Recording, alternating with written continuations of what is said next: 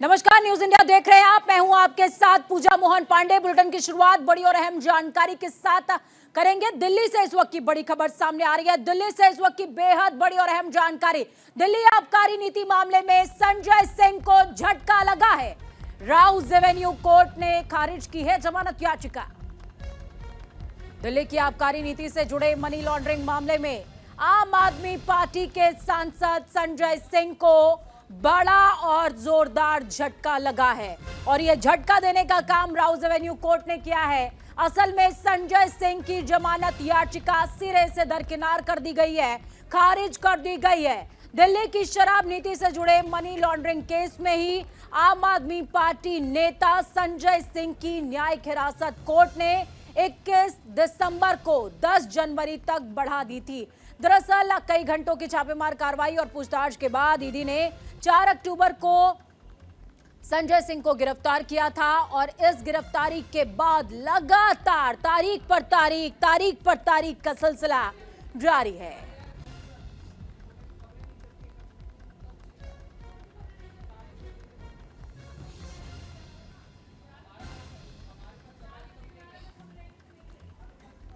Rouse Avenue court ने जमानत याचिका को सिरे से खारिज कर दिया है। आपको बता दें कि बीते दिनों जिस तरीके से संजय सिंह के ऊपर कार्रवाई देखने को मिली थी, उस कार्रवाई के बाद लगातार मनी लॉन्ड्रिंग के मामले में संजय सिंह घिरते हुए नजर आ रहे हैं। एक उम्मीद की किरण याचिका के साथ जरूर जागी थी, लेकिन ये चिराग भी उम्मीद का बुझ चुका है और अब चारों तरफ सिर्फ धुआं है, क्योंकि संजय सिंह की जमानत याचिका को राउज एवेन्यू कोर्ट ने सिरे से खारिज कर दिया है।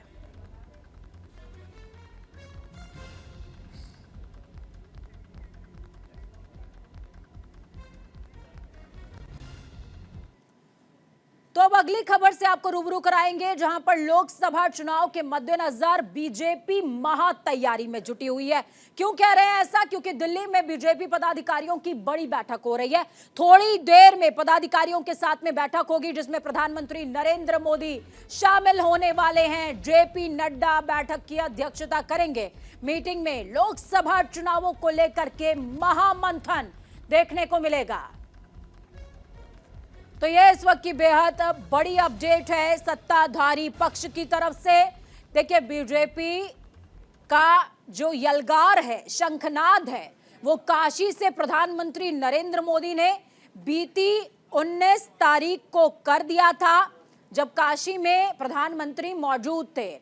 और इसके बाद अब ग्राउंड जीरो पर, या यूं कहें कि माइक्रो लेवल पर बीजेपी अपने काम को निष्पादित करना चाहती है और ज्यादा मजबूती देना चाहती है। यही वजह है कि पदाधिकारियों के साथ, दायित्वधारियों के साथ में मुलाकात होगी। प्रधानमंत्री नरेंद्र मोदी इस बैठक का हिस्सा होंगे। साथ में जेपी नड्डा, जो कि बीजेपी के कर्ता धर्ता मौजूदा समय में हैं, राष्ट्रीय अध्यक्ष हैं, वो इसकी अध्यक्षता करेंगे।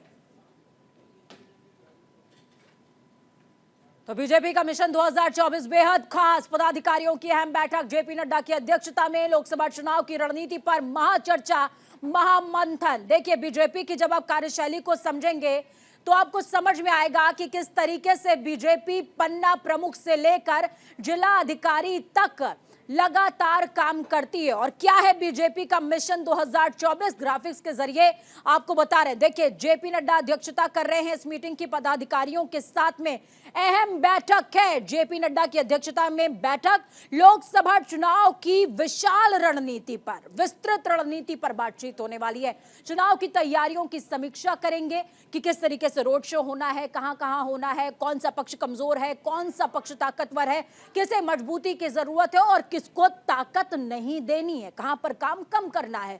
दिल्ली में 2 दिनों तक ये बैठक चलने वाली है, जहां पर माइक्रो लेवल पर चर्चा होगी, बात होगी और उसके बाद एक खाका, एक रोड मैप तैयार किया जाएगा, जो कि फतेह का ब्लूप्रिंट होगा। फतेह 2024 की, फतेह उस युद्ध की जिसको आम चुनाव, आम भाषा में कहा जाता है। लेकिन नामाम चुनाव है, चुनाव बेहद खास है क्योंकि बीजेपी वर्सेस या यूं कहें कि एनडीए वर्सेस आईएनडीआईए खेमा इस समय एक्टिव मोड में नजर आ रहा है। और सत्ता पक्ष यानी कि बीजेपी क्या कर रही है, बीजेपी ने तैयारियां शुरू कर दी हैं, जो कि ग्राफिक्स के जरिए आपको बता रहे हैं कि किस तरीके से बीजेपी मिशन 2024 को अंजाम देने के लिए, धार देने के लिए लगातार कोशिशें कर रही है और ये कोशिश लगातार परवान चढ़ती नजर आ रही है। आज राजधानी दिल्ली के अंदर जेपी नड्डा, जो कि बीजेपी के राष्ट्रीय अध्यक्ष हैं, मुलाकात करेंगे, बात करेंगे और बात के बाद जो कारवा निकलेगा वो कारवा 24 का इतिहास लिखेगा, इस बात का विश्वास है। अब आपको बताएंगे कि बीजेपी की बैठक में कौन कौन सभी राष्ट्रीय पदाधिकारी इस बैठक का हिस्सा होंगे, सभी मोर्चों के राष्ट्रीय अध्यक्ष, सभी प्रदेश अध्यक्ष इस बैठक का हिस्सा होने वाले हैं। बैठक बेहद खास है, पदाधिकारियों की बैठक है और पदाधिकारियों की बैठक में जो राह निकल कर आएगी वो 24 तक जाएगी।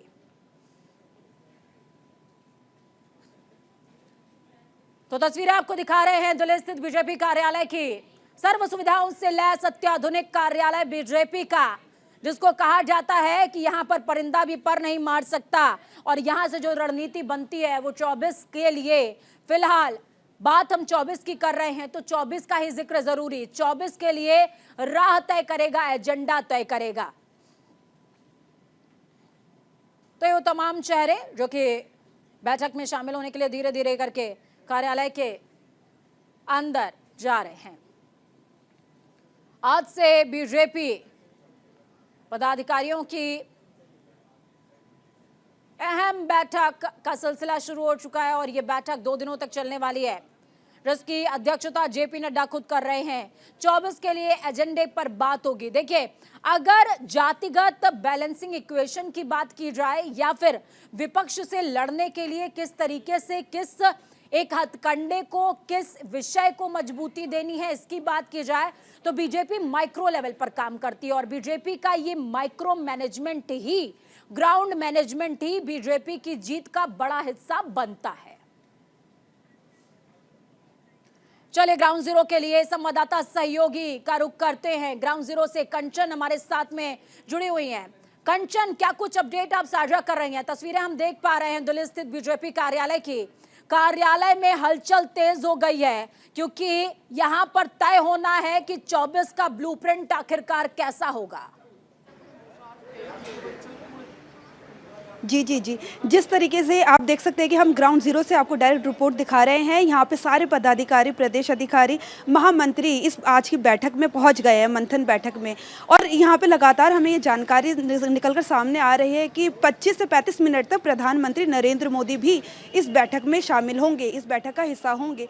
इसमें जिस तरीके से विधानसभा चुनावों में भाजपा ने अपनी बम्पर जीत के साथ जीत दर्ज कराई है, उसी प्रकार ये लोकसभा में अब की बार 400 के पार, इस नारे के साथ भाजपा अपनी तैयारी में एकजुट हो गई है और उसी को लेकर आज मंथन किया जा रहा है। ये सभी प्रदेश अध्यक्ष, राष्ट्रीय अध्यक्ष सबों के साथ, प्रभारियों के साथ ये बैठक आज बुलाई गई है और प्रधानमंत्री नरेंद्र मोदी भी 25 से 35 मिनट के बीच में अंतराल में। कंचन, जब हम बीजेपी की कार्यशैली का जिक्र करते हैं, बीजेपी किसी जीत से बहुत ज्यादा उत्साहित नहीं होती और किसी हार से हतोत्साहित नहीं होती। वो लाइन है ना क्या हार में, क्या जीत में, किंचित नहीं भयभीत में। तो बीजेपी का राग सिमिलर ही है और बीजेपी ग्राउंड जीरो पर माइक्रो मैनेजमेंट पर यकीन करती है। शायद यही वजह है कि 2 दिनों तक पदाधिकारियों के साथ बैठक का सिलसिला चलने वाला है। बीजेपी बूस्ट करने में विश्वास रखती है, माइक्रो मैनेजमेंट और विषयों पर गौर करने में विश्वास रखती है। तो ऐसे में क्या माना जाए कि कौन से ऐसे खास विषय होंगे 24 के लिए? राम मंदिर को छोड़ देते हो क्योंकि राम मंदिर तो बीजेपी के एजेंडे में सबसे ऊपर है, उसके बाद वो कौन से ऐसे विषय हैं जो बीजेपी टैकल करना चाहती है?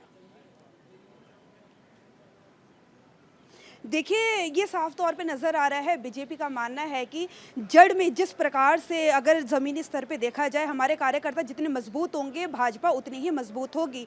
और आज की बैठक में उनका मंथन में सबसे बड़ा मुद्दा यही है कि हम अपने कार्यकर्ताओं को किस प्रकार 3 राज्यों की जीत जिस तरीके से हमें मिली है उसी प्रकार से प्रोत्साहित रख सके, वो किस तरीके से उसी मेहनत को डबल तरीके से कर सके। उनका पूरा ध्यान पूरा कार्यकर्ताओं पर रहेगा कि किस प्रकार से कार्यकर्ताओं को बूस्ट किया जा सके और अपनी जीत को सुनिश्चित किया जा सके। जी बिल्कुल कंचन, जीत को सुनिश्चित करने के लिए ग्राउंड जीरो पर काम होगा। सबसे बड़ी बात ये भी मैं कंचन समझना चाहूंगी आपसे कि क्या यहाँ पर जब बात होगी तो पन्ना प्रमुखों के रीडेवलपमेंट, क्योंकि जब हम पन्ना प्रमुखों का जिक्र करते हैं वो बीजेपी की जीत में अहम रोल अदा करते हैं, ये सभी जानते हैं, तो क्या पन्ना प्रमुखों को रिवाइज किया जाएगा? क्या उनका भी जिक्र यहाँ पर होने वाला है क्या? क्योंकि जब हम ग्राउंड के मुद्दों का जिक्र करेंगे तो पन्ना प्रमुखों का जिक्र बीजेपी के बैठक में ना हो, ये संभव नहीं है। जी, जी, बिल्कुल। जिस प्रकार से देखिए हम देखते आ रहे हैं कि भाजपा अपने ज़मीनी स्तर से अपने कार्यकर्ताओं को मजबूत करती है और उसी प्रकार से पन्ना स्तर के लोगों को वो उस तरीके से मतलब कि मजबूत करना चाहती है, कार्यकर्ताओं का मनोबल बढ़ाकर। वो एक छोटा मुद्दा भी नहीं छोड़ना चाहती है कि जिससे उनकी जीत में कोई प्रभाव पड़ सके। उसी तरीके से अब की बार 400 पार का नारा देकर भाजपा की पूरी सोच को समझा जा सकता है कि वो किस प्रकार सभी लोगों को एकजुट करके और अपनी जीत को लोकसभा चुनावों में 400 के पार सुनिश्चित करना चाहती है। इसी पर लेके मंथन पूरा किया जाएगा, क्या रिपोर्ट्स है क्या नहीं है, इस पर किस प्रकार से आगे काम किया जा सकता है क्या नहीं, उन सभी पर आज ये 2 दिन लगातार मंथन चलेगा, जो कि आज से शुरू होकर कल शाम 4 बजे तक समाप्त होगा। चलिए, बहुत शुक्रिया कंचन हमारे साथ जुड़ने के लिए, अहम जानकारी साझा करने के लिए। तो कंचन कनौडिया ग्राउंड जीरो से लगातार एक्टिव मोड में और सुबह से लेकर शाम तक आपको हर तस्वीर साझा करेंगे। प्रधानमंत्री हालांकि इस बैठक में थोड़ी देर में शामिल होने वाले हैं। अध्यक्षता कौन कर रहा है? जेपी नड्डा, जिनके नेतृत्व में बीजेपी ने अभूतपूर्व जीत हासिल करी है और जेपी नड्डा वही जिनके नेतृत्व में आगे 24 का एजेंडा भी सेट होने वाला है। हालांकि नड्डा का नाम है लेकिन चेहरा कौन है ये हम सभी जानते हैं। खबरों में आगे बढ़ते हैं। मुंबई का जिक्र जरूरी, ठाणे से इस वक्त की बड़ी खबर सामने आ रही है। ठाणे में कासरवडवली में ट्रिपल मर्डर हुआ है। दुखद खबर है। ट्रिपल मर्डर से इलाके में सनसनी का माहौल। आरोपी पति ने पत्नी और 2 बच्चों को मौत के घाट उतार दिया। घटना के बाद आरोपी मौके से रफू चक्कर भी हुआ है। पुलिस आरोपी की तलाश में जुटी हुई है। तो इस वक्त की बेहद बड़ी अपडेट आपको दे रहे हैं। ये मुंबई के ठाणे से सामने आ रही है। देखिए देश किस दिशा में जा रहा है, लोगों की मनोवृत्ति किस दिशा में जा रही है। ये खबर इस बात को बताती है कि मुंबई से सटे ठाणे जिले के कासरवडवली पुलिस स्टेशन के पास सिद्धिविनायक निवास शेंडोबा चौक गांव में एक आरोपी पति ने पत्नी सहित 2 बच्चों को मौत के घाट उतारा है।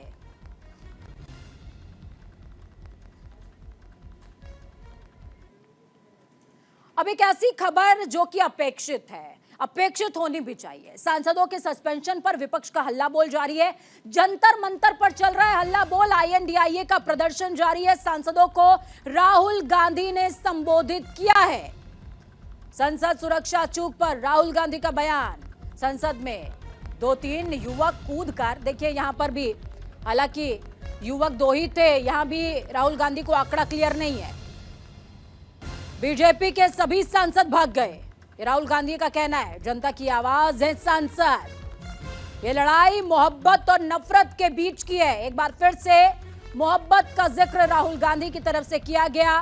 देश में बेरोजगारी का मुद्दा सबसे बड़ा मुद्दा है, ये राहुल गांधी दोहराते हुए नजर आए। बड़ी अपडेट आपको दे रहे हैं। कांग्रेस सांसद राहुल गांधी ने कहा कि कुछ दिन पहले संसद भवन में 2 से 3 युवा कूदकर अंदर पहुंच जाते हैं। उन्हें कूदते हुए हम सबने देखा। वो अंदर आए, उन्होंने थोड़ा धुआं फैलाया।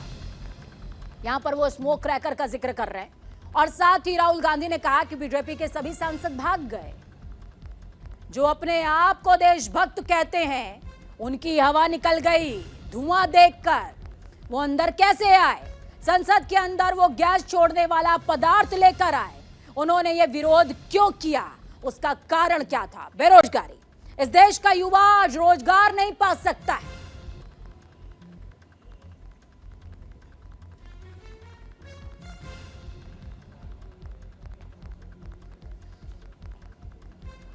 तो ये इस वक्त की बेहद बड़ी अपडेट है। देखिए 13 दिसंबर 2023 को जो घटना हुई, स्मोक क्रैकर, पीले रंग का धुआं सदन के अंदर छोड़ा गया जिसने बेहतरीन इमारत को पीला कर दिया और देश के लोकतंत्र की इमारत या यूं कहें कि मंदिर को दागदार। उसके बाद निलंबन हुए बड़ी तादाद में, जिसकी तादाद 146 पहुंच चुकी है और उस पर राहुल गांधी बोलते नजर आए हैं विरोध प्रदर्शन के दौरान। क्या कुछ कह रहे हैं, सुनिए।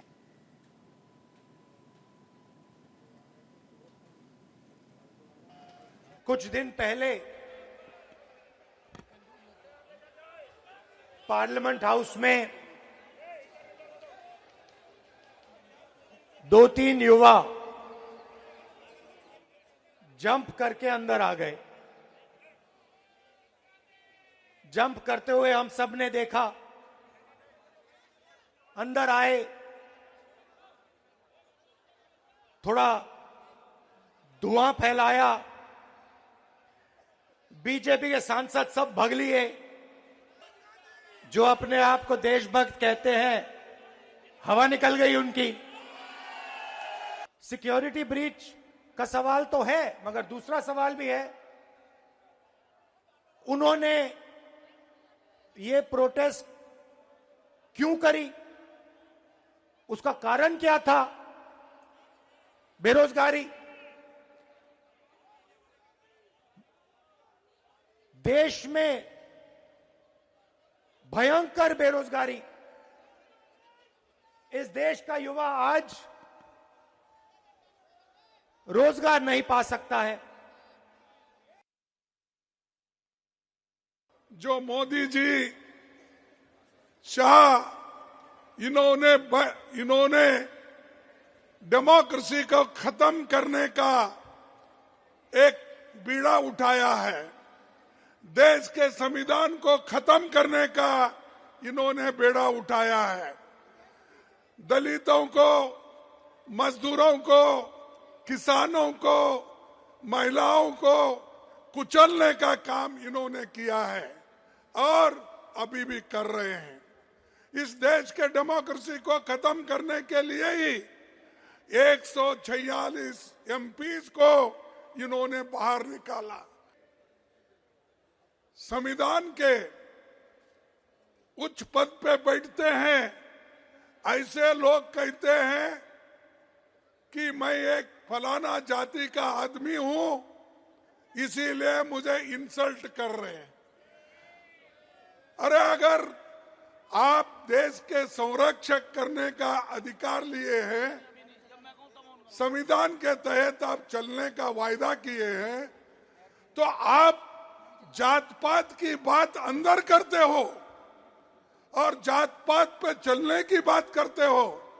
अगर आपकी हालत यही है तो मेरे जैसे दलित की हालत क्या होगी?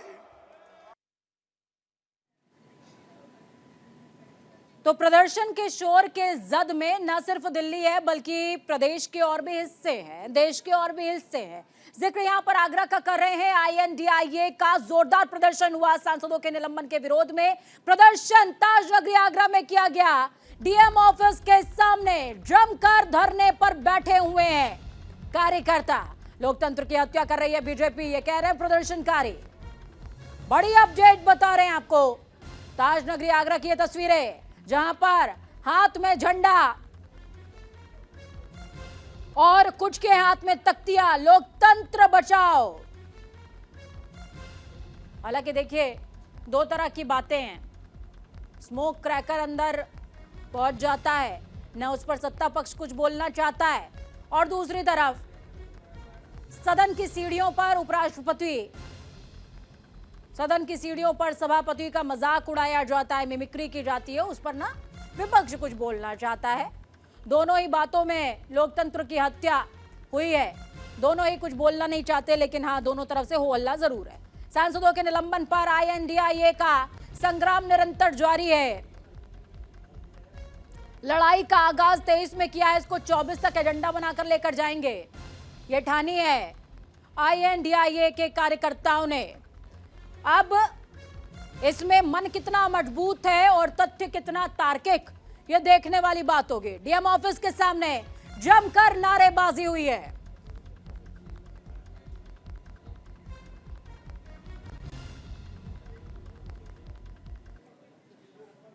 सदन सुरक्षा मामले में उल्लंघन का मामला है। 5 जनवरी तक ललित झा की हिरासत को बढ़ा दिया गया है।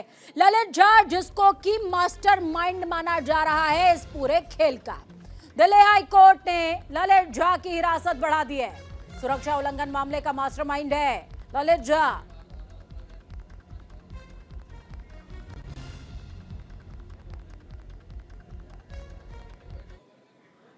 अब अगली खबर आपको बता रहे हैं कि किस तरीके से सीएम नीतीश कुमार रिसिया गए, लेकिन उनको मनाने की भी कोशिश हो रही है। राहुल गांधी ने नीतीश कुमार को फोन किया।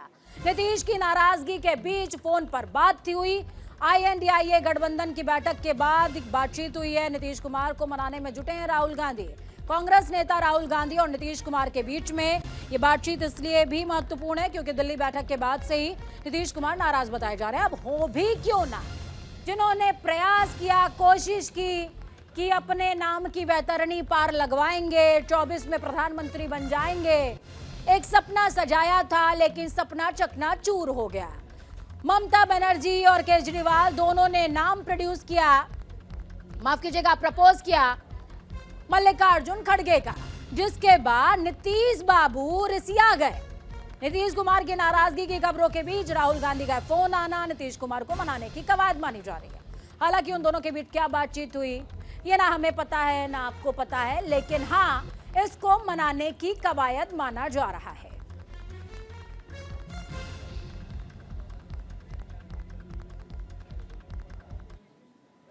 तो देखिए 24 के लिए एजेंडे की बात हो रही है, लेकिन INDIA खेमे में क्या चल रहा है, कहीं रूठना है, कहीं मनाना है, कहीं दूर जाना है, फिर पास आना है, लेकिन क्या ये 24 का बहाना है, आपको अंदाजा लगाना है। वक्त छोड़ से ब्रेक के उस पार खबरों का सफर लगातार जारी है। बने रहिए न्यूज़ इंडिया के साथ, क्योंकि हम हैं राष्ट्र की आवाज।